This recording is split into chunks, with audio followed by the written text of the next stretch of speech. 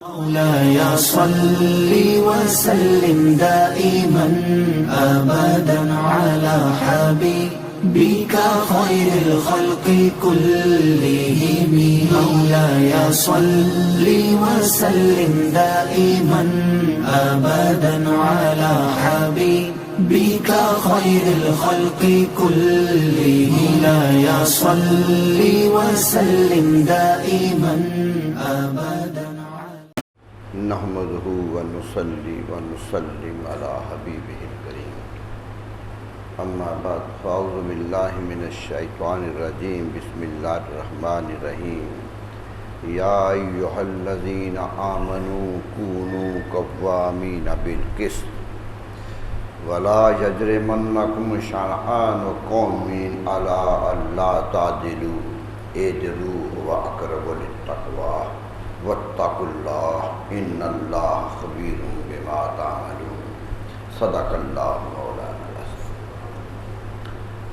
حضرت گرامی، جس دین کو ہم مانتے ہیں، جس پر ہمارا ایمان اور یقین ہے، یہ صرف عبادات کا دین نہیں ہے، یہ اخلاقیات کا بھی دین ہے، معاملات کا بھی دین ہے. یعنی دنیا میں انسان رہتے ہوئے جو اس کی ضرورت ہے اس کی کفالت کرنے والا دین ہے. یہ نہیں ہے کہ وہ دین کہتا ہے کہ 5 وقت مسجد میں آ کے نماز پڑھ لو اور تم پھر آزاد ہو گئے. روزے آئے تو 1 مہینہ روزہ رکھو اور 11 مہینے تم آزاد ہو گئے. بلکہ یہ اب عبادت کے مرحلے، تربیت کے مرحلے ہوتے ہیں تاکہ باقی زندگی اسی عبادت کے ذوق کے ساتھ گزرے. یہی قانون ہے. نبی صلی اللہ علیہ وسلم نے فرمایا تھا کہ تمہاری ہر خواہش، تمہاری ہر دل کی تمنا جب تک میرے لائے ہوئے قانون کے تابع نہ ہو جاؤ تم مومن نہیں ہوگے. سب کچھ قربان کرنا ہے نبی صلی اللہ علیہ وسلم کی ذات گرامی پر، ان کے حکم پر. یہ نہیں ہے کہ عبادات کے فرائض تو رسول اللہ صلی اللہ علیہ وسلم سے لے لیے اور معیشت کا مسئلہ آیا تو کسی اور کی طرف ڈوری پھیلا دی، معاشرت کی اصلاح کا مسئلہ آیا تو کسی اور کی طرف چلے گئے، عدالت کا مسئلہ آیا تو کسی اور کو دیکھنے لگ گئے. بلکہ ہر کام میں، ہر امر میں، ہر ضرورت میں نبی صلی اللہ علیہ وسلم کی ذات کو دیکھنا ہے. قرآن مجید نے، ہم عموماً یہ غفلت کرتے ہیں کہ قرآن مجید کی وہ آیات سامنے نہیں رکھتے جو زندگی کو گزارنے کے لیے دی گئی ہے. ہمیشہ ہم عبادات کی آیات پڑھتے ہیں، وہ آیات نہیں پڑھتے جو زندگی سنوارنے کے، زندگی کے طریقے بتاتی ہے. یہ بات یاد رکھ لیجئے، اسلام بھرپور دین ہے، ہمہ جہت دین ہے، زندگی کو پوری کو اپنے سائے میں لینے والا دین. زندگی کا ایک لمحہ بھی بغیر اسلام کے نہیں گزرتا. یہ بات ذہن میں رکھ لیجئے کہ خواہ آپ کہیں ہیں، کاروبار کر رہے ہیں، آپ کسی سے معاملات کر رہے ہیں، کسی سے رشتہ داری طے کر رہے ہیں، کسی کے ساتھ لین دین کر رہے ہیں، کسی کے ہمسائے بن گئے ہیں، کسی کو بازار میں چلتے ہوئے ملتے ہیں، جہاں جہاں بھی انسان پایا جاتا ہے اسلام کا قانون وہاں ہی موجود ہے. کیسے ملنا ہے یہ بھی بتایا کہ ملو تو خندہ پیشانی سے ملو. فرمایا یاد رکھو کہ وَلَوْ أَنْ تَلْقَ أَخَاكَ بِوَجْهٍ طَلْقٍ، اگر تم چلتے چلتے کسی آدمی کو، کسی بھائی کو مل گئے ہو تو چہرے پہ خندہ پیشانی آ جائے، ایک خوش دلی سے مل جاؤ تو یہ بھی عبادت ہے. اسے بھی عبادت کہا. فرمایا اس نیکی کو بھی چھوٹی نیکی نہ سمجھو، یہ بھی بہت بڑی نیکی ہے. فرمایا چلتے چلتے ایک پتھر نظر آ گیا ہے، رکاوٹ نظر آتا ہے، آپ اس پتھر کو اٹھا دیتے ہیں، یہ بھی نیکی ہے. فرمایا راستوں میں بیٹھتے ہو تو بیٹھنے کے آداب سیکھو، غض البصر، آنکھیں نیچی رکھ کے بیٹھو کیونکہ مستورات گزرتی ہیں. کہا ایک ایک زندگی کا کوئی، فرمایا وعدہ کرو تو پورا کرو، قسم کھاؤ تو اس کو مقابل قسم کو پورا کرنے کی کوشش کرو. یہ جو زندگی کا کوئی معاملہ بھی ہو جائے اس میں اسلام ہدایات دے رہا ہے۔ اتنا یہی تو دین کی خوبی ہے کہ دین پوری انسانی زندگی کو محیط ہے۔ پیدا ہونے سے دین شروع ہوتا ہے اور قبر میں اترنے تک دین ساتھ چلتا ہے۔ ایک لمحہ بھی نہیں گزرتا جو دین کے بغیر گزر جائے۔ نبی صلی اللہ علیہ وسلم کی چال، آپ کا چلنا، آپ کا بیٹھنا، آپ کا کھانا، دیکھیے کھانا تو آدمی بھوک کے لیے کھاتا ہے کہ جو کچھ ملنا ہے کھا لینا ہے، لیکن وہاں بھی حکم دے دیا کل بیمینک وکل مما یلیک، کھانے میں بیٹھو تو دائیں ہاتھ سے کھاؤ اور اپنے قریب سے کھاؤ، ایک حکم دے دیا کہ دور سے نہ کھاؤ، اور اس پر سختی بھی کی۔ ایک محفل میں نبی صلی اللہ علیہ وسلم تشریف فرما تھے، کھانا کھایا جا رہا تھا، ایک آدمی بائیں ہاتھ سے کھانے لگا۔ نبی صلی اللہ علیہ وسلم نے فرمایا کہ میں نے حکم دیا ہے کہ دائیں ہاتھ سے کھایا کرو، اس لیے دائیں ہاتھ سے کھاؤ، بائیں سے نہ کھاؤ۔ وہ شرمندہ سا ہو گیا اور کہنے لگا حضور دائیں ہاتھ کچھ خراب تھا اس لیے بائیں سے کھانے لگ گیا، یعنی ایک بہانہ کرنے لگا۔ تو دربار رسالت سے، زمان رسالت سے نکلا کہ اچھا ایسا ہی ہوگا، تو کیا ہوا، دائیں ہاتھ مارا گیا، بتا دیا کہ میرا حکم ٹالنے کی کوشش نہ کرو، ایک بھی مرحلہ نہ آئے کہ میرا حکم ٹال لو، جو میں کہہ رہا ہوں اسی طرح چلو۔ چلنا ہے، بیٹھنا ہے، ملنا ہے تو کس طرح ملو؟ فرمایا ملو تو سلام کرو، سلامتی بھیجو ایک دوسرے۔ یہ فرمایا کسی کے ساتھ رنج دلی سے نہ ملو، چہرے پہ خفگی آئے تو نہ ملو، محبت سے ملو۔ یہ بھی کہہ دیا کہ ہمسائے کے حقوق کا خیال ہے، وہ اپنے گھر میں رہتا ہے، آپ اپنے گھر میں رہتے ہیں، لیکن فرما دیا کہ میں نے حکم دیا ہے کہ 9 حقوق ہیں ہمسائے کے اوپر، گنے نبی صلی اللہ علیہ وسلم نے 9 حقوق، یہ حق ہے، تفصیل ہے پوری حدیث میں کہ یہ حق ہے۔ اور آخر پہ ایک بات کہی جو میں آپ کو سنانا چاہتا ہوں، فرمایا جب بھی کہیں باہر سے پھل لے کر اپنے گھر آؤ، کچھ ایسی کھانے کی چیز لاؤ جو اچھی لگتی ہے تو اسے چھپا کر لایا کرو، فرمایا چھپا کر لایا کرو، کن تغیظ ولد الجار، ایسا نہ ہو کہ تم کھلے لاؤ اور ہمسایہ غریب ہے، اس کا بچہ وہ پھل نہیں کھا سکتا ہے، وہ پھل دیکھے تو اسے اندر ایک کرک آئے، اس کے اندر ایک جذبات پھوٹے کہ کاش میرا باپ بھی ایسا ہوتا یہ لے آتا۔ فرمایا اس لیے چھپا کے لاؤ، یا اگر کھلے لائے ہو تو پھر اس میں سے اس کو حصہ ادا کر، اس کے ہمسائے کے بارے میں بھیجو تاکہ وہ چیز جو تم کھا رہے ہو وہ بھی کھا لے۔ سوچئے کتنا خیال رکھا تھا انسانیت کا، کس قدر خیال ہے انسانیت کی پرورش کا، یہی زندگی کا حصہ ہے۔ میرے دوستو اسلام ایسے نہیں پھیلا دنیا میں، اسلام ایک طاقت بن کے پھیلا ہے، کیوں کہ وہ ایک اور پھر عجیب بات ہے کہ صدیاں گزر گئی، حالات بدل گئے، معاشرت بدل گئی، سماج مختلف ہو گیا، لیکن آج بھی جو حکم رسول اللہ صلی اللہ علیہ وسلم دیا تھا اس میں ایک میں فرق نہیں آیا۔ وہ تہذیب یافتہ قومیں جو اپنے آپ کو تہذیب کے منار پہ سمجھتی ہیں، جو سب سے آگے سمجھتی ہیں، وہ رسول اللہ کے اقوال کو تلاش کرتی ہیں کہ ان میں جو حکمت ہے وہ آج بھی نہیں، یہی حکمت ہے۔ میں پچھلے دنوں دیکھ رہا تھا، ایک یورپ کا رائٹر لکھ رہا ہے کہ نبی صلی اللہ علیہ وسلم سے صحابہ نے پوچھا تھا کہ حضور برتن خراب ہو جائے تو اسے صاف کیسے کرنا ہے؟ چھوٹی سی بات پوچھی، کھایا ہے گندا ہو گیا ہے، اب کسی اور نے کھانا کیا کیا؟ فرمایا اسے صاف کر لیا کرو، جو تمہارا برتن جو تم نے کھا کر اسے خراب کیا ہے وہ اسی طرح دوسرے کے سامنے نہ جائے، اسے صاف کر کے دیا کرو، صاف کر دیا کرو۔ اس نے کہا حضور کس سے صاف کریں؟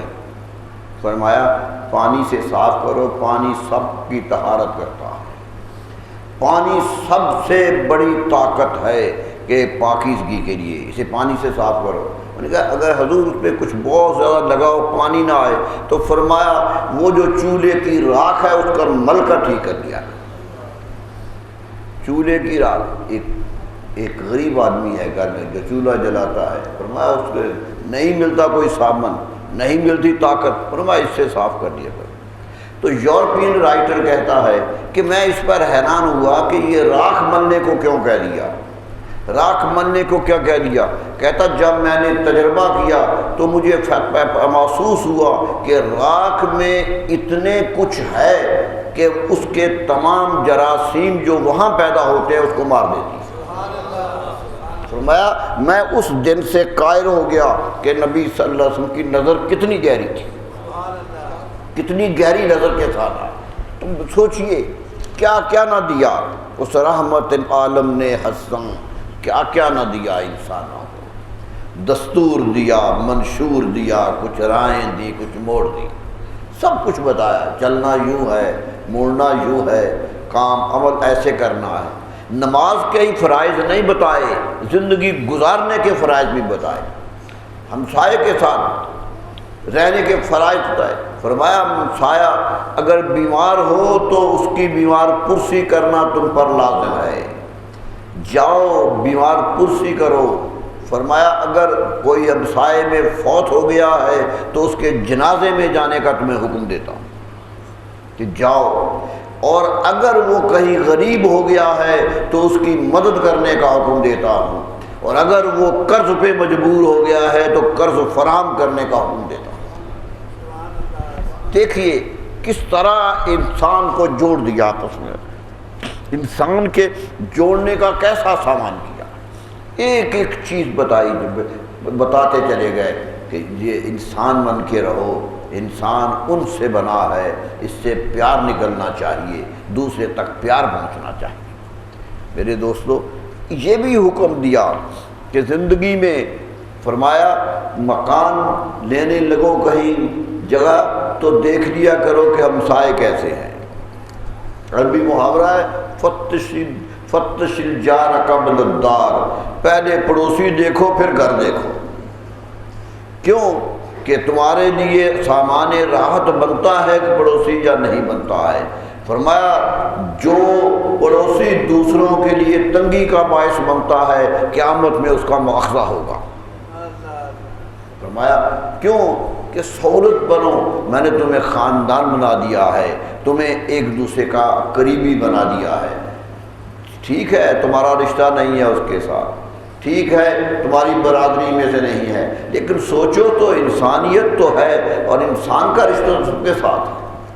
فرمایا کلکم من آدم و آدم من تراب، تم سب ایک باپ کی اولاد ہو، حضرت آدم علیہ السلام کی اولاد ہو، اس لیے ایک باپ بھی تمہارا ایک ہے اور رب بھی تمہارا ایک ہے۔ وَإِلَٰهُكُمْ إِلَٰهٌ وَاحِدٌ، تمہارا باپ تمہارا معبود بھی ایک ہے۔ اگر کسی سے ہمدردی کرتے ہو تو یہ سمجھے کرو کہ یہ میرے نسل سے ہے، یہ انسانیت سے ہے۔ حکم تو جانوروں تک دے دیا کہ ان پر تنگ نہ کرو۔ میں نے حدیث سنائی تھی، نبی صلی اللہ علیہ وسلم مسجد نبی سے باہر آ رہے تھے تو دیوار کے ساتھ ایک اونٹ لا کے کھڑا تھا، دروازے کے قریب کھڑا تھا، بڑا سر جھکا کے کھڑا ہے۔ نبی صلی اللہ علیہ وسلم نکلے، پیار سے اس کے ماتھے پہ ہاتھ رکھ دیا، ہاتھ رکھ دیا، پیار کیا۔ وہ دروازے پہ کھڑا تھا، فرمایا اس کا مالک کون ہے؟ لوگوں نے کہا جی فلاں کا ایک اونٹ ہے۔ فرمایا بلاؤ، بلایا گیا، فرمایا کیا تم اسے چارہ نہیں دیتے ہو؟ اس نے کہا حضور دیتا ہوں۔ فرمایا نہیں لگتا ہے یہ آپ میرے دربار میں تیری شکایت کرنے آ گیا، یہ شکایت کرنے آ گیا ہے، اس لیے اس کا خیال رکھا کر۔ یہ بھوکا رہ گیا تو تجھ پر گناہ آئے گا، تجھ پر جرم آئے گا، اس لیے اس کی حفاظت کرو۔ یہاں تک روایت یہ ہے کہ ایک بڑھیا نے ایک بلی پال رکھی تھی، وہ پال کے کہیں کمرے میں بند کر دی، بھول گئی کہ اسے کھانا دینا ہے اور وہ مر گئی، اندر مر گئی۔ نبی صلی اللہ علیہ وسلم خبر ملی تو آپ اتنے ناراض ہوئے، فرمایا تم نے ایک جان مار دی ہے، تم مارنے کا وجہ بنی ہو، تمہاری وجہ سے ایک جانور مر گیا ہے۔ اسی طرح سب کے لیے حفاظت، رحمت عالمین ہے، کائنات کے ہر جز کے لیے رحمت بن گیا ہے۔ یہ تھا حکم۔ انسان بدقسمتی یہ ہے کہ ہم نے بھلا دی بلا دی، علامہ اقبال نے بڑے غصے سے کہا تھا کہ بلا دی ہم نے جو اسلاف سے میراث پائی تھی، جو ہمارے بڑے دے کے گئے تھے ہم بھول گئے، بلا دی ہم نے جو اسلاف سے میراث پائی تھی، سریا سے زمیں پر آسمان نے ہم کو دے پایا۔ ہم دنیا میں سب سے بڑے طاقت والے تھے، آج آسمان نے اوپر سے نیچے پھینک دیا ہے، ذلیل و خوار ہو گئے ہیں، اس لیے کہ اپنوں بڑوں کا کہا نہیں مانا، ان کے ساتھ نہیں چلے ہیں۔ آج دشمنیاں ہیں، دیکھیے ایک قتل ہے، مارنا ہے، آج تو سفارش ہے، کسی کا کام نہیں ہوتا جب تک کوئی اس کے پیچھے نہیں ہوتا۔ میرے دوستو، یہ بات اسلام نے تو نہیں سکھائی تھی۔ اسلام نے تو کہا تھا کہ جس کا حق ہے اسے دو، جس کا حق ہے اسے تلاش کرو، یہاں تک فرمایا۔ اللہ اللہ، حضرت زین العابدین رضی اللہ عنہ کے پاس ایک آدمی آیا تو بڑا مسکین سا تھا، بڑی حالت خراب تھی۔ داتا گنج بخش علی جویری لکھتے ہیں اپنی کتاب کہ بڑا مسکین سا آیا، آپ اس کی طرف دیکھتے رہے، پتہ چلا یہ محسوس ہوا کہ یہ غریب ہے، پوچھا کیا بات ہے، تو وہ آپ دیدہ ہو گیا، کہنے لگا کھانے کو بھی کچھ نہیں ہے، بچے بھی بھوکے بیٹھے ہیں، جی نہیں چاہتا ہاتھ پھیلاؤں، یہ غیرت گوارا نہیں کرتی کہ کسی کے سامنے ہاتھ بڑھا کے مانگوں، لیکن ہے کچھ نہیں ہے۔ آپ نے اسے دیا، بہت کچھ دیا، اور وہ خوشی سے چلا گیا، لے کے گیا تو آپ رونے لگ گئے۔ صحابہ ساتھیوں نے پوچھا آپ نے تو بڑا نیک کام کیا، آپ نے تو نیک کام کیا، نیکی پہ روتے کیوں ہے؟ فرمایا مجھے ڈر لگتا ہے کہ کل قیامت کو میرا رب پوچھے گا کہ یہ ایک غریب اپنے گھر میں بیٹھا تھا، تمہیں خبر ہی نہیں ہوئی، تمہارے رویے نے اسے مجبور کر دیا کہ وہ مانگنے کے لیے تمہارے پاس آ جاتا، تمہیں اس کے گھر کی خبر ہونی چاہیے تھی، کہتے ہیں۔ فرمایا یہ جو مانگنے پہ مجھ سے آنے پہ مجبور کیا ہے یہ میری غفلت ہے۔ یہ تھا پیغام جو دیا تھا، ایک ایک حصہ دیا تھا۔ غصہ کرنا ہے تو فرمایا نہیں۔ حضرت امام جعفر صادق رضی اللہ عنہ ہاتھ دھو رہے تھے، نوکر پانی لے کر ہاتھ دھو کھانا کھانے لگے، ہاتھ سے لوٹا گر گیا، سامنے ٹب میں آ کے گرا، چھینٹے پڑے اوپر، تو بڑے غصے کی نظر سے دیکھا کہ یہ کیا کیا ہے تم نے؟ تو وہ فوراً کہنے لگا والکاظمین الغیظ، قرآن کہتا ہے میرے پاس معتبر آدمی وہی ہوں گے جو غصہ پی جاتے ہیں، جو غصہ پی جاتے ہیں۔ حضرت امام جعفر فوراً کہنے لگے کہ انا قزمت الغیظ، میں غصہ پی گیا۔ یہ نہیں کہا کہ یہ تو بہانہ کر رہا ہے یا تو غلطی کا ازالہ کر رہا ہے، فوراً کہا میں گستاخ پر والعافین الناس۔ پھر اس نے پڑھا کہ لوگوں کے ساتھ محبت کا سلوک کرتے ہیں، فرمایا میں تیرے ساتھ محبت کا ہی سلوک کرتا ہوں۔ اللہ واللہ یحب المحسنین، اللہ احسان کرنے والوں کو پسند کرتا ہے۔ آنکھ اٹھائی امام جعفر صادق نے، فرمایا احسان تو اب یہی ہو سکتا ہے کہ تجھے غلامی سے آزاد کر دوں، تمہیں آزاد کر دوں۔ یہ تھا رویہ مومنوں کا، یہ تھا کہ کوئی غلطی بھی کرتا ہے تو اس کے ساتھ رویہ ایک انسانی رویہ ہے۔ اسلام انسان کو اصل انسان بنانا چاہتا ہے۔ بدقسمتی یہ ہے کہ ہم اپنے فرامین جو آئے تھے ان کو بھول گئے اور دوسروں کی طرح لٹک گئے۔ میرے دوستو، قرآن کی آیت پڑھی ہے میں نے، قرآن مجید پکار پکار کے کہہ رہا ہے یا ایھا الذین آمنوا،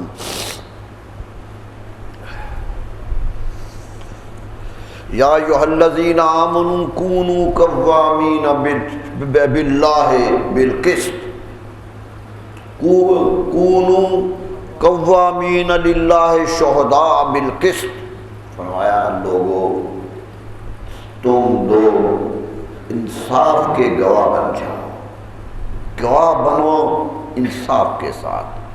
کوئی چیز دیکھو تو اس کا انصاف سے فیصلہ کرو، اپنی ذاتی رائے اس میں شامل نہ کرو، اپنی ذاتی رائے سے کوئی اور بات نہ کرو۔ کوشش کرو کہ جو حقیقت ہے اس کو بیان کر دو، حقیقت کے سوا کچھ نہ کہو۔ وَلَا يَجْرِمَنَّكُمْ شَنْآنُ قَوْمٍ فرمایا یہی ہوتا ہے نا کہ لوگ دشمن ہوتے ہیں تو دشمنی کی بات کرتے ہیں، محبت والے ہوتے ہیں محبت کی بات کرتے ہیں۔ فرمایا کسی قوم کی دشمنی، مومنوں کو سمجھایا جا رہا کہ قوم دشمن ہے، تم ہم سے لڑ رہی ہے، میدان جنگ میں ہے، لیکن کسی قوم کی دشمنی تمہیں اس بات پہ اکسائے نہیں، اس بات پہ انگیخت نہ دے اللہ تعدلو کہ تم عدل نہ کرو، تم عدل نہ کرو، اعدلوا هو اقرب للتقوی، عدل کرتے رہو کیونکہ تقوی کے یہی قریب ہے۔ قریب تقوی یہ ہے کہ عدل نکلے، جو ہے وہ نکلے، جو نہیں ہے وہ نہ نکلے، اور اسی طرح زندگی کا ہوگا۔ خود نبی صلی اللہ علیہ وسلم نے ثبوت دیا، خود نبی صلی اللہ علیہ وسلم نے اس کا اسوہ دیا۔ ایک یہودی سے کچھ چیز لی تھی، وہ پیسے مانگنے آیا، صحابہ کرام بیٹھے ہوئے تھے نبی صلی اللہ علیہ وسلم کے پاس، آتے ہی غصے میں آ کے اے محمد صلی اللہ علیہ وسلم تم نے میرے پیسے نہیں دیے ہیں، چیز خریدی ہے، اور سخت زبان استعمال کرنے لگ گیا، وہ دشمن تھا ویسے بھی، سخت زبان میں۔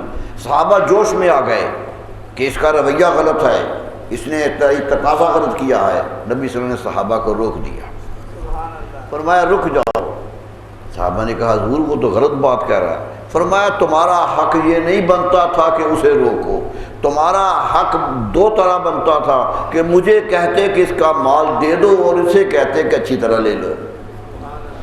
نصیحت کرنی تھی تو اسے نہ کرتے، اسے ہی نہ روکتے، مجھے بھی کہتے کہ میں نے کیوں نہیں دیا آج تک۔ خود ایک اسوہ پیش کیا، ایک مثال سامنے رکھی کہ یہ بات یاد رکھو، اعدلوا هو اقرب للتقوی، عدل کرو کہ تقوی کے یہی قریب ہے۔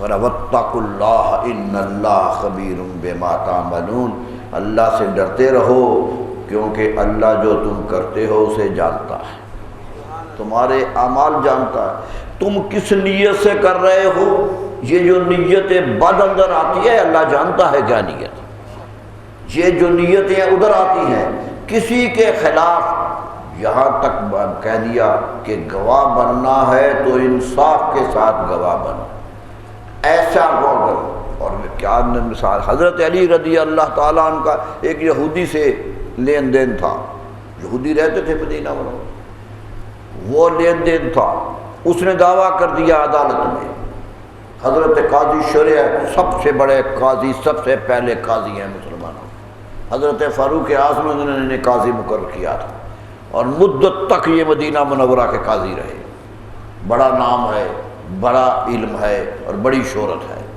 ان کے پاس مقدمہ چلا گیا، آپ نے کہا حضرت علی سے کہ یہ تلوار آپ نے لی ہے اس سے، آپ نے کوئی بات بتائی، کہنے کا کوئی گواہ ہے آپ کے پاس، کہنے کہ میرا بیٹا گواہ ہے، امام حسن گواہ ہے۔ امام حسن کو پیش کیا، قاضی نے گواہی قبول کرنے سے انکار کر دیا، فرمایا باپ کے بارے میں بیٹے کی گواہی میں قبول نہیں کرتا، باپ کے بارے میں بیٹے کی گواہی قبول نہیں کرتا، یہ تو بیٹا ہے، یہ تو حق کی تمہاری بات کہے گا، مقدمہ خارج کر دیا، حضرت علی رضی کا دعویٰ ہی خارج کر دیا۔ سوچئے امیر المومنین کا دعویٰ خارج ہو رہا، امیر المومنین ہے اور قاضی دعویٰ خارج کر رہا ہے کہ نہیں ہے۔ وہ یہودی رو پڑا کہ یہ اسلام ہے، یہ مسلمانی ہے، یہ مسلمانوں کے امیر ہیں۔ وہ تلوار لے کے حاضر ہو گیا، حضور میں ایمان بھی لاتا ہوں، یہ تلوار بھی پیش کرتا ہوں۔ تو یہ تھا سبق جو دیا تھا، یہ کیفیت بتائی تھی۔ حضرت فاروق اعظم پہلے شخص ہیں جنہوں نے عدالتوں کے قانون مرتب کیے تھے کہ یہ کرنا ہے، اور بڑی لمبی فہرست دی تھی کہ قاضی کو ایسے رہنا ہے اور اس طرح فیصلے کر رہے ہیں، اور اس کا فیصلہ کروایا اپنے ساتھ۔ حقیقی بیٹا ابو شامہ، پتہ چل گیا کہ شراب پی لی ہے، حضرت فاروق اعظم کا بیٹا ہے رضی اللہ عنہ، جوان ہے ابھی، شراب کی تہمت لگ گئی، عدالت میں کیس بھیج دیا، خود امیر المومنین عدالت میں بھیج دیا، عدالت میں ثابت ہو گیا کہ یہ شراب پی گیا ہے، ایک کسی کے ساتھ بیٹھا تھا اور اس نے شراب پی لی ہے، فرمایا شراب کی حد لگاؤ، 80 کوڑے لگاؤ۔ خود کھڑے ہو گئے سامنے کہ انصاف کا تقاضا یہ ہے کہ اسے کوڑے لگنے چاہیے، اور تاریخ گواہ ہے کہ کوڑے لگنے لگے۔ جلاد آ کے کوڑے لگانے لگا تو حضرت فاروق اعظم کہتے تھے لحاظ نہ کرنا، اسی طرح لگانا جیسے لوگوں کو لگائے جاتے، اسی طرح لگانا۔ کہتے ہیں چند کوڑے رہ گئے تھے کہ بیٹا فوت ہو گیا، بیٹے کی جان نکل گئی اتنے مارے۔ تو حضرت فاروق اعظم سے قاضی کہنے لگا میں کیا کروں؟ فرمایا اپنا حکم پورا کرو، لاش پہ پورے کرو کیونکہ حکم ہے 80 لگانے کا۔ یہ تھا انصاف، یہ تھا قانون جس کو نافذ کر کے بتایا نبی صلی اللہ علیہ وسلم کی امتیوں نے۔ حضرت عمر فاروق رضی کے زمانے میں دیکھیں ایک چھوٹے آدمیوں کی بات نہیں ہے، حضرت عمر بن عاص رضی اللہ عنہ جو فاتح مصر ہیں، مصر کے گورنر ہیں، فتح کیا ہے، آج بھی اس دور کے جو جرنیل گنتے ہیں ان میں سے بڑا جرنیل حضرت عمر بن عاص رضی اللہ عنہ گنتے ہیں، بہت بڑے جرنیل تھے، بڑی محبت تھی نبی صلی اللہ علیہ وسلم سے، بڑی روایتیں ان سے آئیں۔ مصر کے گورنر تھے، وہاں ان کا بیٹا ساتھ تھا، ایک گھوڑ دوڑ ہو گئی، گھوڑے دوڑانے لگے، بیٹے نے بھی دوڑایا، کسی اور کا گھوڑا آگے نکل گیا، بیٹے کا گھوڑا پیچھے نکل گیا، غصہ آیا کہ میں امیر گورنر کا بیٹا ہوں، یہ میرے آگے نکل گیا، ایک کوڑا مار دیا، ایک کوڑا ہاتھ میں تھا مار دیا۔ اس نے سوچا کہ اس کی شکایت کرنی ہے، اس کے طرف لوگوں کو بلانا ہے۔ حج کا سیزن آیا، حج کا موسم آیا، حضرت فاروق اعظم حج پہ جاتے تھے اور حج کے میدان میں کھڑے ہو کے کہتے تھے کہ چاروں طرف سے لوگ آئے ہوئے ہو، کوئی شکایت ہو تو مجھے بتاؤ۔ حج میں عدالت لگاتے تھے عرفات کے میدان میں کہ کوئی شکایت ہے تو مجھے بتاؤ۔ وہ آدمی آگے بڑھا، کہتا حضور آپ کے گورنر کے بیٹے نے مجھے کوڑا مارا تھا، ایک کوڑا مارا تھا۔ فوراً بیٹا حاضر کر لیا گیا، بیٹا ہی حاضر نہیں کیا، بیٹے کا باپ بھی بلا لیا گیا، حضرت عمر بن عاص کو بلا لیا گیا اور کھڑا کر دیا گیا بیٹے کو۔ جب اس نے اقرار کیا کہ میں نے مار دیا تھا، غصے میں آ گیا تو کوڑا دے کر اس کو پکڑا دیا، فرمایا میرے سامنے سے مارو،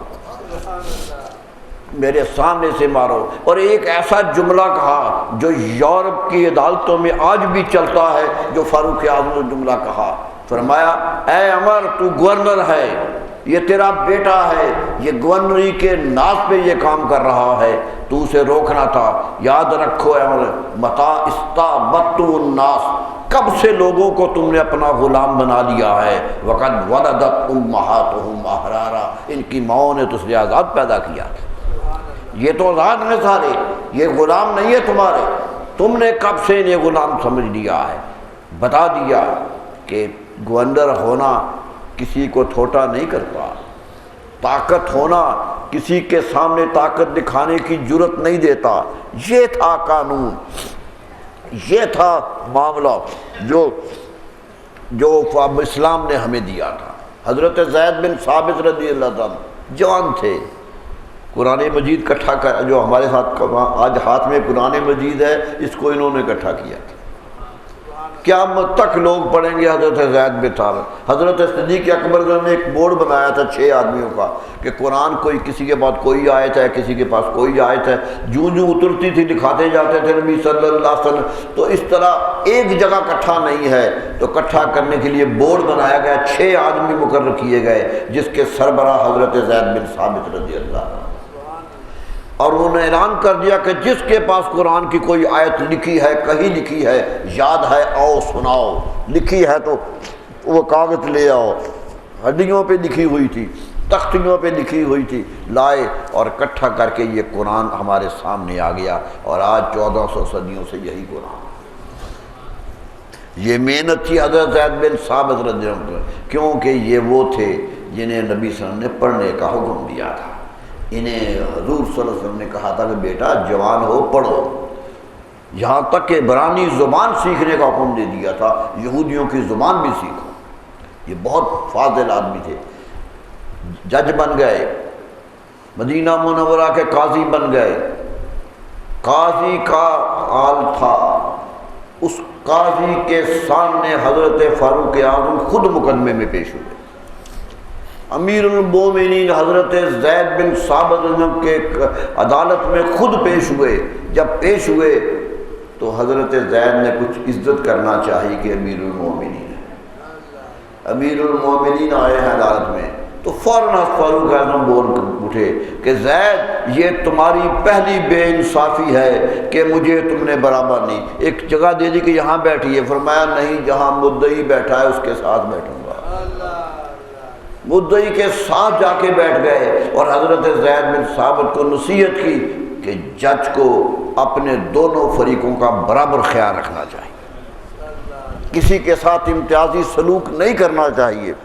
میرے دوستو، یہ تھا اسلام کا نظام جو دنیا میں نافذ رہا، جاتا رہا۔ حضرت فاروق اعظم کے زمانے میں شام کا بادشاہ جبلہ بن احمد عیسائی تھا، پورے شام میں حکومت کرتا تھا۔ مسلمان گئے تو شکست ہو گئی، کہنے لگا میں مسلمان ہوتا ہوں، خوشی ہوئی مسلمانوں کو، حیرت ہوئی کہ وہ مسلمان ہو کے مدینہ منورہ آ گیا۔ کہتے ہیں کہ مدینہ منورہ جب وہ آیا تو پورا مدینہ چھتوں پہ دیکھ رہا تھا کہ یہ بادشاہ کیسے آ رہا، لاؤ لشکر کے ساتھ آیا، فوج کے ساتھ آیا، زرق برق لباس پہنے ہوا آیا، پورے شاہی تمدراک کے ساتھ آیا۔ حضرت فاروق اعظم سے کہنے لگا میں اسلام لانا چاہتا ہوں، اسلام قبول کر لیا، مدینہ منورہ میں رہنے لگ گیا۔ بڑا شان تھی، بڑی دولت تھی اس کے پاس، زیورات کے ڈھیر لگے ہوئے۔ حج کا موقع آیا تو حج پہ گیا نا حضرت فاروق اعظم کے ساتھ، حج پہ گیا، طواف کر رہا تھا کہ احرام نیچے گرا ہوا تھا، ایک طواف کرنے والا کوئی گزر رہا تھا، اس کا پاؤں آ گیا، ایک چھوٹا سا آدمی، ایک غریب سا آدمی، وہ بھی طواف کر رہا، اس کا پاؤں اس کے احرام پہ آ گیا، احرام کو کچھ کچاؤ پیدا ہوا، اسے غصہ آیا کہ میرے اتنے قیمتی احرام پہ اس نے پاؤں رکھ دیا ہے، زور سے دھپڑ مارا۔ وہ فوراً حضرت فاروق اعظم کے پاس پہنچ گیا، کہنے لگا اس نے مجھے مارا، آپ نے بلا لیا، فرمایا کیوں مارا؟ کہا جی اس کا پاؤں میری چادر پہ آ گیا تھا، فرمایا رش تھا آ گیا، تو یہ کیا کیا؟ بات بتائی کہ یاد رکھو اب تم مسلمان ہو گئے ہو، اسلام میں کوئی بڑا چھوٹا نہیں ہوتا، اسلام لانے والا سارا معتبر ہے، غریب سے غریب آدمی بھی اگر نیک ہے تو اللہ کے نزدیک مقبول وہی ہے، اللہ کے نزدیک قبولیت اسی کی ہے جو نیکی پہ چلتا ہے۔ اللہ کے ہاں تخت دیکھ کے حکومت نہیں ہوتی، اللہ کے ہاں کوئی تخت پہ بیٹھا ہوا بڑا نہیں ہوتا، اللہ کے ہاں بڑا وہ ہوتا ہے جو متقی ہوتا ہے۔ تم نے اسے مارا ہے اس لیے اس کی سزا ملے گی۔ کہنے کا مجھے سوچنے کا موقع دو، رات سوچنے کا موقع ملا تو بھاگ گیا، چلا گیا، پھر عیسائی ہو گیا، بتا دیا کہ مسلمان ہونا ہے تو انصاف کی صف میں کھڑا ہونا ہوگا، ورنہ جاؤ عیسائی چلے جاؤ۔ یہ تھا جو پیغام دے رہا تھا اسلام، لوگ جان رہے تھے کیسے ہوتا ہے، بڑے سے بڑے، چھوٹوں کو نہیں۔ حضرت ایاس بن غنم صحابی ہیں، گورنر بنا دیے گئے، گورنر بنے، کسی نے شکایت کی کہ وہ بڑا مکان بنا دیا ہے انہوں نے، وہاں رہتے ہیں، اور ایک دربان مقرر کیا، جب جائیں تو تفتیش ہوتی ہے اندر جانے کے لیے، ہم اپنے سردار سے مل نہیں سکتے، وہاں تو روکتے ہیں۔ بلا لیا، مدینہ منورہ بلا لیا، فرمایا تم بھی شکایت کرنے والے آؤ اور ایاس بھی جاؤ۔ پوچھا کیا اپنے گھر کے اندر پردے لگا لیے؟ کہنے لگا جی ہاں۔ کہا کیا ملنے والے کی پہلے تفتیش ہوتی ہے پھر ملتے ہیں، سیدھے ہمارے پاس نہیں آ سکتے؟ فرمایا جی کچھ لوگ زیادہ آتے ہیں اس لیے کیا۔ فرمایا نہیں، انصاف کے کٹہرے تک کوئی رکاوٹ نہیں ہونی چاہیے، نہیں ہونی چاہیے۔ حضرت فاروق اعظم نے حضرت ایاس بن غنم کو معزول کر دیا، گوندری سے ہٹا دیا اور ایک جملہ کہا، تاریخ کا چمکتا ہوا جملہ کہا، فرمایا تیرا باپ کا نام غنم تھا اور غنم کا معنی بکری ہوتا ہے، جاؤ تم بکریاں چراؤ، حکومت کے قابل نہیں۔ بکریاں بیت المال کی بکریاں چرانے پہ بھیج دیا، حکومت سے معزول کر دیا۔ میرے دوستو، یہ تھا ہمارا ماضی، یہ تھا ہمارا زندگی کا رویہ جس نے دین کو تقویت دی ہے، دین کو آگے بڑھایا ہے۔ کوئی طاقت، کوئی مسلط نہیں آتی تھی، اللہ تعالیٰ نے اس کو آگے بڑھایا اور آگے آگے چلتے رہا۔ اور میں تو تاریخ کے صفحات پہ دیکھتا ہوں کہ جب ہم زوال میں تھے پھر بھی ہماری عدالت جو مضبوط تھی۔ میں نے پہلے بھی دفعہ ذکر کیا تھا، مدینہ منورہ جانے کا اللہ توفیق دینا، تو مدینہ منورہ میں جہاں محراب رسول ہے صلی اللہ علیہ وسلم، جہاں رسول اللہ صلی اللہ علیہ وسلم خود کھڑے ہو کے جماعت کراتے رہتے، آج جماعت وہاں نہیں ہوتی، آگے نیا محراب بن گیا ہے، وہاں امام کھڑا ہوتا ہے، اسے محراب عثمانی کہتے ہیں۔ حضرت عثمان رضی اللہ عنہ جب مسجد بڑھائی تو پچھلی دیوار بھی پیچھے لے گئے تھے تو محراب بھی آگے چلا گیا تھا، لیکن جہاں رسول اللہ صلی اللہ علیہ وسلم محراب کرتے تھے وہاں محراب بنا ہوا ہے، نشان موجود ہے۔ آج بھی لوگ اس محراب کی جگہ پہ جا کے سجدے کرتے ہیں، لائن لگ جاتی ہے کہ ایک سجدے دو نفر ہی جہاں پڑھ لیں کہ یہ محراب رسول ہے۔ ترکستان کی حکومت آئی ترکیوں نے تو اس پر بہت خوبصورت محراب بنا دیا اس جگہ، لیکن محراب اتنا چوڑا کر دیا کہ رسول اللہ صلی اللہ علیہ وسلم جہاں سجدہ کرتے تھے وہ محراب کے اندر آ گیا۔ کسی نے پوچھا یہ کیا کر رہے ہیں؟ فرمایا مجھے شک پڑتا ہے لوگ آئیں گے آگے چومنے کے لیے آئیں گے، پاؤں آگے لائیں گے تو رسول اللہ صلی اللہ علیہ وسلم جہاں چہرہ رکھتے تھے وہاں پاؤں نہ چلے جائیں، پاؤں نہ چلے جائیں، اس لیے میں نے یہ جگہ بند کر دی ہے، پیچھے رکھو، سجدہ کرو تو تمہارا سجدے کا سر رسول اللہ کے پاؤں پر آئے۔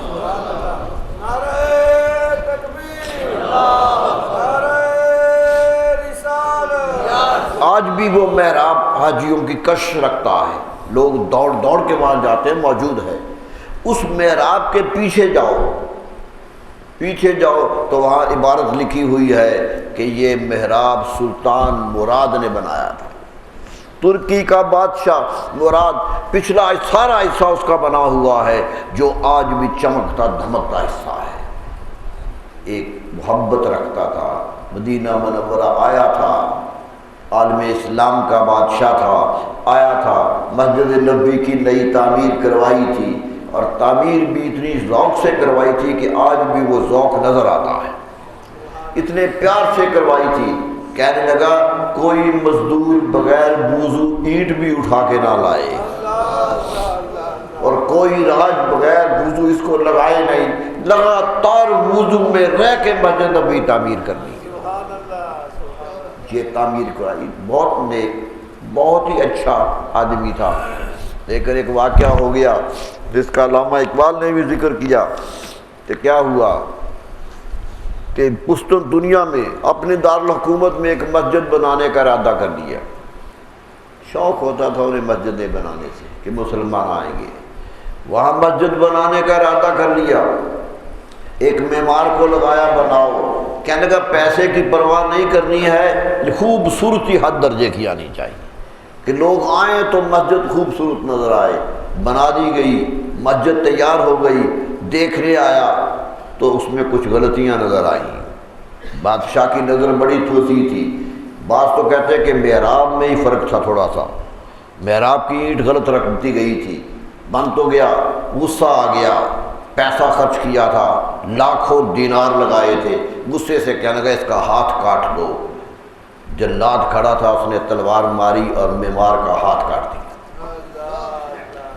ہاتھ کاٹ دیا گیا بادشاہ کے حکم سے کہ اس نے میرا پیسہ ضائع کیا ہے، مسجد غلط بنائی ہے۔ لیکن معمار بھی تو مسلمان تھا، وہ سیدھا قاضی کے پاس چلا گیا، سیدھا قاضی کے پاس چلا گیا اور رو پڑا کہ حضور مجھ پہ ظلم ہوا ہے، میرا ہاتھ کاٹ دیا گیا ہے، بادشاہ نے غصے میں آ کے کاٹ دیا ہے، عدالت نے حکم دے دیا شاہ مراد کو کہ عدالت میں حاضری کا حکم دے دیا۔ آج بڑا ہو تو استثناء حاصل ہو جاتا ہے کہ نہیں وہ کوئی وکیل آ جائے، حکم دیا خود آؤ، آیا، پوچھا کون ہو؟ قاضی نے اپنی کارروائی شروع کی، کہنے لگا شاہ مراد ہوں، ملک مراد ہوں۔ کہنے لگا ملک کا لفظ چھوڑ دو، یہاں تو مجرم مراد کی طرح آئے ہو، میں ملک کا لفظ برداشت نہیں کرتا۔ بادشاہ فوراً پیچھے ہٹ گیا، کہتا نہیں مراد ہوں۔ تو قاضی نے قرآن کی آیت پڑھی، قرآن کہتا ہے الانف بالانف والعین بالعین، اگر کسی نے ناک کاٹا ہے تو اس کا ناک کاٹ دو، اگر آنکھ کا پھوڑی ہے تو آنکھ پھوڑ دو۔ قرآن کا بولے جروح قصاص، جو زخم لگایا ہے اس کا قصاص لے لو۔ قرآن کی آیت آئی ہے، اس کا حکم ہے قرآن کا، میں قاضی ہوں، قرآن کے حکم پہ عمل کرتا ہوں۔ اور یاد رکھو عبد مسلم کم طرز احرار نیز، اقبال کہتا ہے کہ مسلمان کا غلام بھی بادشاہ سے چھوٹا نہیں ہوتا۔ عبد مسلم کم طرز احرار نیز، اور خون شاہ رنگی طرز معمار نیز، تیرا خون اس معمار کے خون سے زیادہ رنگین تو نہیں ہے، جو خون اس میں ڈالا ہے رب نے تجھ میں بھی ڈالا۔ بادشاہ کافی جلال میں آ گیا کہ خون شاہ رنگی طرز معمار نیز، چون مرادی آیا محکم شنید۔ اقبال کہتے ہیں کہ جب مراد نے یہ قرآن کی آیت سن لی، دست خیش از آستین بے روح کشید، اپنا کف کھول دیا اور ہاتھ آگے کر دیا۔ یہ تھا فیصلہ، ہاتھ دست خیش از آستین بے روح کشید، کیوں کہ وہ جو معمار تھا وہ روتا ہوا آیا تھا۔ کیا جملہ کہا تھا؟ حقیقت یہ ہے کہ وہ جملہ ہی قاضی کو ہلا گیا تھا کہ کہنے لگا گفت از پیغام حق گفتارے تو، کہنے لگا قاضی صاحب آپ کا کام اللہ کا حکم منوانا ہے اور شرع آئین محمد کارے تو، رسول اللہ کی شریعت پہ عمل کروانا آپ کا کام ہے۔ مجھ پہ ظلم ہو گیا، مجھ پہ ظلم ہو گیا ہے۔ بادشاہ کو بلا لیا گیا، ہاتھ کھینچ لیا، اللہ اللہ۔ وہ معمار کہنے لگا جی بدلہ میرا ہو گیا، بدلہ ہو گیا، بادشاہ کا ہاتھ ننگا ہو گیا۔ مدعی را تاب خاموشی نمان، مدعی خاموش نہیں رہا، آیا بالعدل والاحسان بخان۔ اگلی آیت قرآن کی پڑھنے لگا کر اب کہتا ہے کہ عدل کرو، اگر معاف کر دو تو یہ اس سے بھی بہتر ہے۔ احسان کی آیت قرآن کہہ رہا ہے تو جاؤ بادشاہ، رو اس بحر خدا بخشی دوش، جاؤ میں نے رب کے نام پہ تجھے بخش دیا۔ یہ ہے طاقت۔ گفت از بحر خدا بخشی دمش، رو برائے مصطفیٰ بخشی دمش، چلے جاؤ رسول اللہ کے صدقے تجھے بخش دیا، صدقہ میرے رسول کا تجھے بخش دیا ہے۔ میرے دوستو کیا ہوا؟ علامہ اقبال نے سے نتیجہ کیا نکلا؟ اسرار خودی میں یہ نظم لکھی اور نتیجہ نکلا کہ لوگوں سن لو، یافت مورے بر سلیمان ظفر، آج چونٹی سلیمان پہ فتح پا گئی ہے، چونٹی کی فتح ہے سلیمان پر۔ حفظ آئین یافت مورے بر سلیمان ظفر، سطوت آئین پیغمبر نکل۔ رسول اللہ کے دین کی طاقت دیکھو گیا۔ طاقت کیا ہے کہ پیش قرآن بندہ و مولا یکیس، مالک ہو یا غلام ہو قرآن کے سامنے سارے انسان ہیں۔ بوری جاؤ مسند دیبا یکیس، بوری پہ سونے والا اور تخت پہ سونے والا قرآن کے نزدیک برابر ہے۔ یہ تھا پیغام جو اس وقت بھی ہم نے دیا جب ہم زوال میں چلے گئے تھے، جب ہم دنیا میں کمزور ہو گئے تھے، پھر بھی ہمارے حکمران اسی طرح کرتے رہے۔ میرے دوستو تو ہندوستان میں کیا ہوا؟ جہانگیر کے سامنے کیس آیا ایک، اللہ اللہ، کہ ایک انسان ہے ایران سے آیا ہے جس نے ایک کتاب لکھ دی ہے جس میں صحابہ کرام کے خلاف لکھا ہے، صحابہ کرام کے بارے میں بہت غلط چیزیں کہی ہیں. بادشاہ کو یہ پہنچ گئی خبر، بلا لیا، پوچھا یہ تم نے لکھا ہے؟ کہا لکھا ہے. کہنے لگا اسے قتل کر دو، یہ صحابہ کو گالیاں دیتا ہے. بادشاہ وقت ہندوستان میں کہہ رہا ہے. جلاد آگے بڑھا کہ اسے قتل کروں تو روک دیا. فرمایا تلوار مجھے دے دو، ایسے کو قتل کرنا میرا اپنا حق ہے.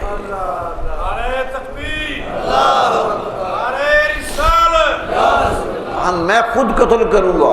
آگے بڑھ کے گردن اتار دی. جب آگے بڑھنے لگا تو نور جہاں نے پیچھے سے کپڑا پکڑ لیا. وہ نور جہاں کا ماموں تھا اور نور جہاں ملکہ تھی اور جہانگیر اس پر فدا تھا. پیچھے کپڑا پکڑ لیا، مڑ کے دیکھا کیا بات ہے، کہنے لگی ماموں ہے میرا، کچھ لحاظ کرو. زور سے جھٹک کے کپڑا چھڑا لیا. کہنے لگا جان من جان دادا ایمان دادا، میری جان ہے تو، تجھ پر میں نے جان قربان کی ہے لیکن ایمان نہیں دیا ہے. جان دادا ایمان نہ دادا، تجھے جان تو دے دی ہے ایمان نہیں دیا، یہ میرے ایمان کا تقاضا. میرے دوستو یہ تھا جو ہمارے حکمران کرتے رہے. امن تھا، لوگ خوشحال تھے، کسی کے بارے میں کچھ خبر نہ تھی. آدمی سوتا تھا تو بے خوف سوتا تھا، ڈرتا ہوا نہیں سوتا تھا. باہر سوتا تھا تو اسے فکر نہیں ہوتا تھا زندگی کا کہاں. حتیٰ کہ علاؤالدین خلجی کے زمانے میں حیدرآباد دکن کے ایک گاؤں میں ایک مریض بیمار ہو گیا. اس کو تکلیف ہو گئی. رات کا وقت تھا، اندھیری رات تھی. سلاطین کے مذہبی رجحانات میں خلیق نظامی لکھتا ہے کہ وہاں رات ہو گئی، بری حالت ہو گئی. کسی نے کہا کہ فلاں چیز اسے دو، یہ بہت تڑپ رہا ہے. وہ پنساری کی دکان سے ملتی تھی. پنساری کی دکان پہ گئے تو وہ بند تھی. پوچھا اس کا مالک کہاں رہتا ہے؟ مالک کا پتہ کیا، گھر کا دروازہ کھٹکا دیا. وہ سویا وہ اٹھا، کیا بات ہے؟ کہنے کہ یہ ایک چیز چاہیے، مہربانی کرو آ کر دکان سے دے دو. جتنے کی بکتی تھی وہ کہنے کا پیسے زیادہ لوں گا، میں رات کو جا رہا ہوں. کہنے کہ جتنے لینے لے لو، ہمیں تو مریض کی دعا چاہیے. اس نے کچھ پیسے زیادہ لے لیے اور دعا دے دی. وہ لے آئے.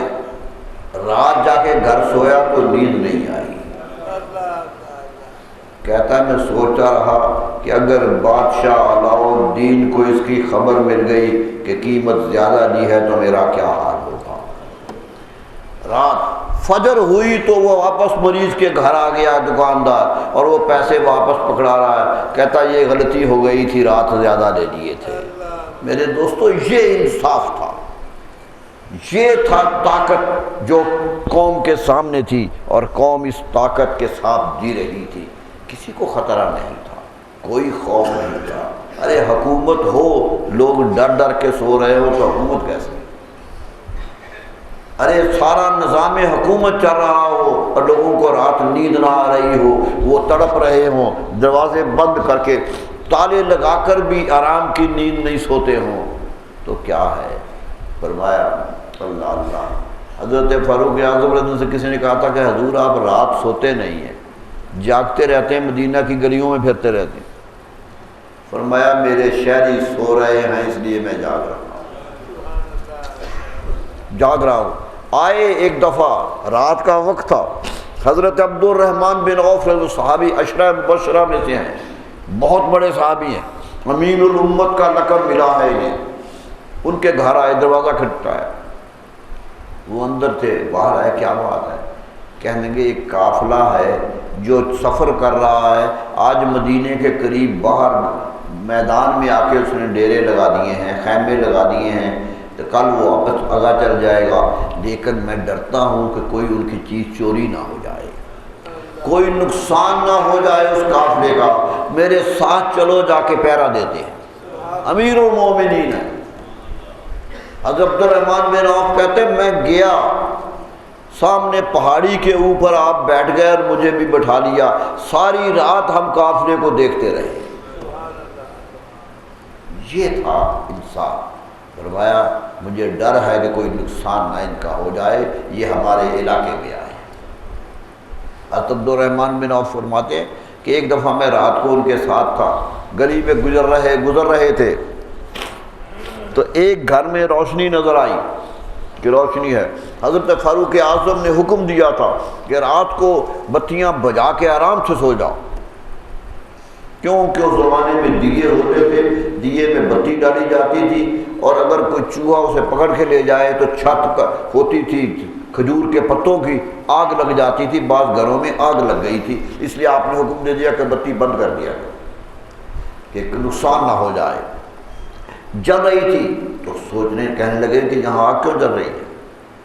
قریب جا کے دیکھا تو ایک ہنڈیا چڑھی تھی، اس پہ کچھ رکھا ہوا تھا اور قریب بچے بیٹھے ہوئے تھے، ایک بوڑھی ماں بیٹھی ہوئی تھی۔ دروازہ کھٹکھٹا دیا، اس نے کہا کون ہے؟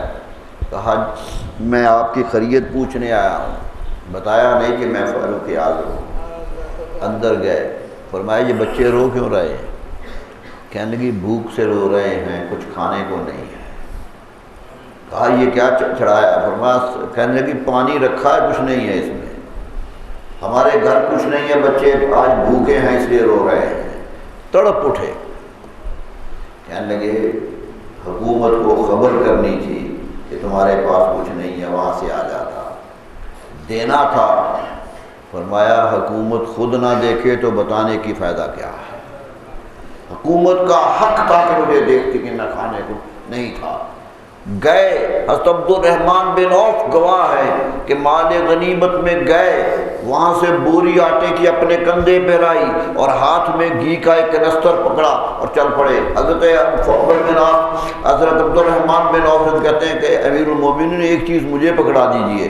فرمایا عبد الرحمن کچھ نہ پکڑو، قیامت میں تم میرا بوجھ نہیں اٹھاؤ گے، قیامت کا بوجھ اصحاب مجھے یاد ہے کہ وہ ہوگا۔ گئے، جا کے آگ جلائی، آٹا ڈالا، گھی ڈالا، کچھ بنانے لگ گئے۔ حضرت عبد الرحمن ہوتا ہے میں دیکھ رہا تھا کہ نیچے آ کے پھونکے مار رہے تھے آگ جلانے کی اور داڑھی سے دھواں نکل رہا تھا۔ یہ ہو گیا تھا، سب کچھ رات کی کیا۔ میرے دوستو یہ معاشرت تھی، یہ معاشرہ تھا جو قائم کیا تھا کہ کوئی نہیں، میں جاگتا ہوں، اس لیے تمہیں پرواہ نہیں ہے، کوئی خطرہ نہیں رہا تھا۔ میرے دوستو خطرات تبھی ہوتے ہیں جب حکمران ٹھنڈی نیند سو جائیں اور رعایا کو لوٹنے والوں کے حوالے کر دیں، تبھی ہوتا ہے۔ جب تک حکومت جاگتی ہو تو قوم آرام سے سو جایا کرتی ہے، قوم کو نصیب ہوتا ہے۔ یہ تھا معاشرہ جو میرے نبی صلی اللہ علیہ وسلم لے کے آئے۔ اس معاشرے کی قدر و قیمت ہمیں آج احساس نہیں رہا ہے۔ آج ہم مفادات کا شکار ہیں، آج ہم اپنی طرف دیکھ رہے ہیں کہ ہمارا حال کیا ہوگا، ہمارے لیے کیا ہمیں ملے گا۔